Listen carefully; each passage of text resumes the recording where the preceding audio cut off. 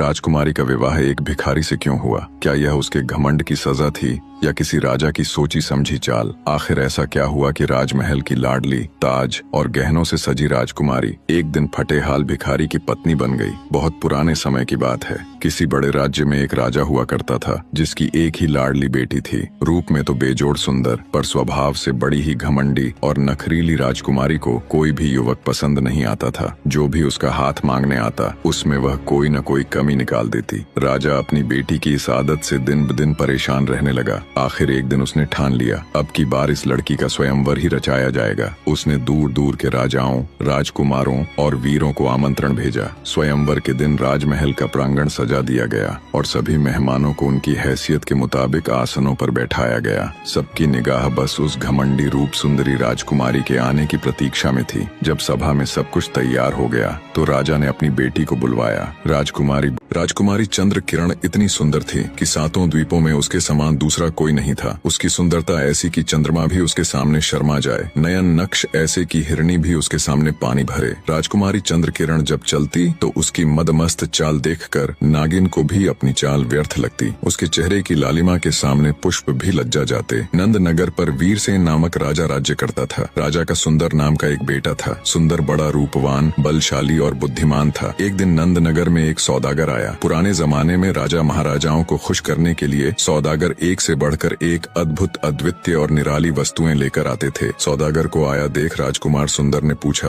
बताओ सौदागर, अब की बार क्या नया लाए हो? सौदागर ने जी प्रभु कहते हुए राजकुमार सुंदर को एक फोटो दिखाई। वो फोटो विश्व सुंदरी राजकुमारी चंद्र किरण की थी। जब राजकुमार ने उसे देखा तो देखता ही रह गया। इतनी सुंदर स्त्री उसने अपने जीवन में तो क्या, अपने सपनों में भी नहीं देखी थी। राजकुमारी के नैन नक्श देखकर राजकुमार अपनी सुध बुध किसी नगर में सेठ रघुनाथ और सेठानी सावित्री देवी रहते थे।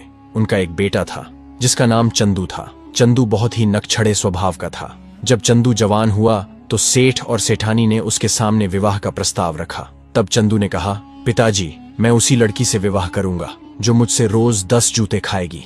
मेरी यही इच्छा है कि मेरी जो भी पत्नी बने मैं उसे रोज 10 जूते मारूं। सेठ रघुनाथ और सावित्री देवी अपने बेटे की इस अजीब सी शर्त को सुनकर हैरान रह गए और सोचने लगे कि अब इसका विवाह कैसे होगा और कौन अपनी बेटी इसे देगा रोज 10 जूते खाने के लिए। एक दिन उसी नगर में एक सेठ आया जिसका नाम हरिशंकर लाल था, जो अपनी बेटी के लिए रिश्ता ढूंढ रहा था। किसी ने उन्हें चंदू के बारे में बता दिया कि सेठ रघुनाथ के यहाँ भी एक जवान लड़का है और वह भी अपने बेटे के लिए रिश्ता ढूंढ रहा है। तब सेठ हरिशंकर लाल सेठ रघुनाथ और सावित्री देवी से मिलने उनके घर आया और अपनी बेटी के विवाह का प्रस्ताव रखा। चंदू भी वहीं मौजूद था।